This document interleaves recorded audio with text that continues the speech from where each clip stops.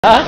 Pak, mengenai agenda hari ini dan tanggapannya bagaimana? Oke, jadi agenda hari ini ada beberapa. Jadi hari ini kita berada di Gedung Juang 45 atas inisiatif dari tim advokasi anti kriminalisasi untuk akademisi dan aktivis atau TAKA, yang kemudian kita memberikan masukan ya, atau mendengarkan masukan tepatnya dari para ahli.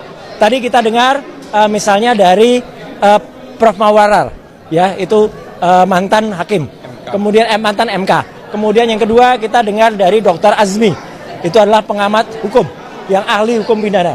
Kemudian kita juga mendengar tadi dari Pak Komjen Polisi Purnawirawan Ugroseno, mantan Wakapolri. Nah, dari tiga itu kita terus kemudian mendengarkan beberapa semangat dan janji dari para pejuang dan aktivis yang masih tersisa ya, termasuk Ibu Kurnia Triwiyani, kemudian juga Pak Rizal Fadila, kemudian Pak Rustam, saya, dan juga dari dua orang yang sebenarnya ada, tetapi sekarang lagi juga acara, karena kita besok pagi itu akan ada pemeriksaan ahli dan juga saksi di Polda Metro Jaya. Jadi di tempat lain sekarang lagi ada briefing untuk pemeriksaan ahli itu, dan dihadiri juga oleh Bang Resmon, titip salam kepada semuanya, dan juga Mbak Dr. Tifa. Dan saya sendiri ada di sini. Jadi intinya kita tadi memberikan semangat untuk tiga sahabat kita yang besok Kamis akan menjalani pemeriksaan ya di Polda Metro Jaya. Pemeriksaan yang pertama selaku TSK. Saya sudah mengalami bersama dengan Bang Respon dan Dr. Tifa, dan kami sudah konon sudah dilimpahkan. Tapi intinya begini, kita ingin membuktikan kepada masyarakat, dan kita insya Allah ya di depan Allah Subhanahu Wa Taala, di depan masyarakat Indonesia, kita ingin bersikap dengan tegas. Kita tidak ingin kemudian ada kasus-kasus yang bisa melemahkan kami semua. Upaya-upaya pemecah belahan seperti yang pernah dilakukan beberapa puluh tahun atau beberapa ratus tahun yang lalu terhadap Indonesia yang dilakukan Kompeni, itu terjadi lagi. Kalau kita berada di Gedung Juang ini, kita lihat gedung ini tidak akan ada tanpa perjuangan para pahlawan kita. Tapi para pahlawan kita dulu itu bisa kalah. Pangeran Diponegoro berhasil ditangkap gara-gara ada pengkhianat di dalam rombongannya. Cut Nyadin bisa ditangkap gara-gara pengkhianat juga. Demikian juga Tengku Umar dan lain sebagainya. Nah, hampir saja tim ini itu juga dikhianati oleh dua orang. Saya tidak perlu sebutkan siapa, tapi bagaimanapun juga kami tetap mendoakan semoga dua orang yang meninggalkan kami dalam berjuang itu tetap sehat dan kemudian tetap bisa bersemangat ya, karena bagaimanapun juga mereka-mereka lah yang juga ikut serta di dalam awal perjuangan kami. Tapi yang jelas kita tetap menegaskan bahwa kita membuktikan bahwa ijazah yang pernah digunakan oleh Joko Widodo itu adalah ijazah yang diragukan keasliannya. Saya mengatakan 99,9% palsu. Dan di tempat ini pula kami menyatakan terima kasih kepada para pejuang yang lain. Misalnya Dr. Bonatua Silalahi, teman-teman dari Bon Jovi yang juga ikut membongkar data-data sifatnya publik melalui KIP, Komisi Informasi Pusat. Dan kita juga berterima kasih kepada Dr. Taufik, kemudian juga teman-teman yang ada di Solo ya, yang sekarang lagi menggugat citizen lawsuit di Solo. Dan itu ada dua hal kemarin menarik. Pernyataan dari Komjen Polisi Ugroseno yang mengatakan kalau foto di ijazah Jokowi itu tidak sama dengan Jokowi. Beliau kenal personal dengan Jokowi, jadi tidak mungkin fotonya seperti itu. Yang kedua dari pernyataan Pak Rujito. Pak Rujito adalah adik dari almarhum Pak Bambang, Insinyur Bambang. Pak Insinyur Bambang adalah mahasiswa kehutanan angkatan 79, kakak kelasnya Jokowi, tapi lahir wisudanya itu adalah sama dengan Jokowi pada tahun 1985. Ijazahnya ditunjukkan, boleh difoto, boleh dipegang oleh masyarakat, dan bahkan selain ada watermark, selain ada emboss, ada juga hologramnya. Jadi itulah ijazah asli. Dan pada saat itu kalau hakim mau jujur, kalau pengadilan Indonesia jujur, hakim sebenarnya sudah bisa tahu mana ijazahnya Jokowi.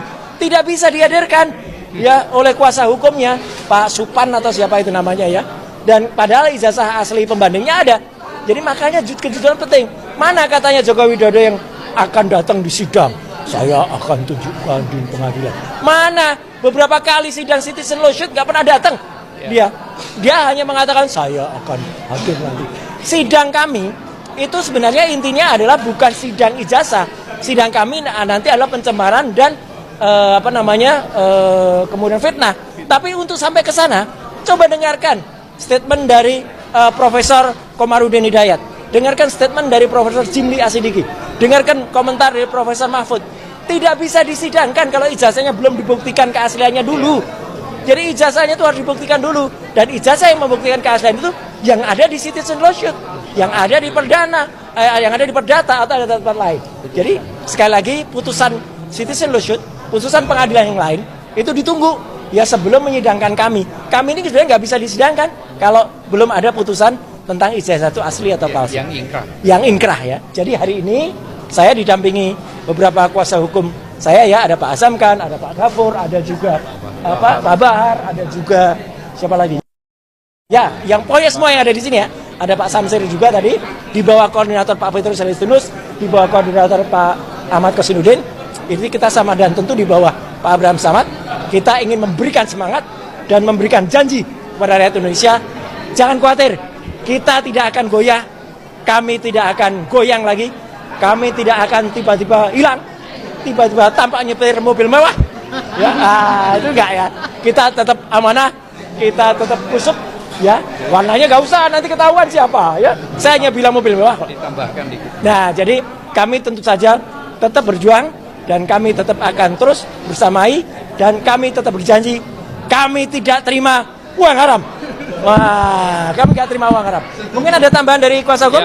Ya, jadi gini, kalau bicara berkas yang sudah dikirim tahap 1 itu sebenarnya tidak sempurna. Kenapa? Karena sudah diajukan ahli. Ahli itu sejak bulan 7 sampai 2 kali kita mengajukan, itu tidak pernah ada pemeriksaan sama sekali, termasuk saksi agdecat.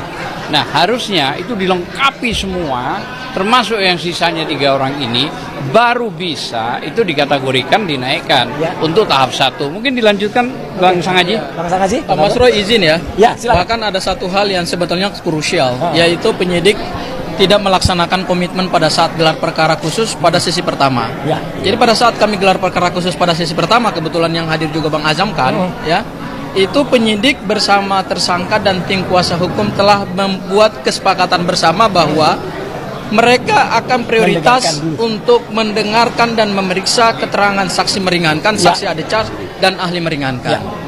Pada saat Mas Roy kemudian bersama kami tim kuasa hukum mengumumkan 7 nama yang dilaporkan di Polda Metro Jaya yang notabene adalah pendukung Pak Jokowi, beberapa jam kemudian ada 2 orang sowan ke Pak Jokowi. Ya.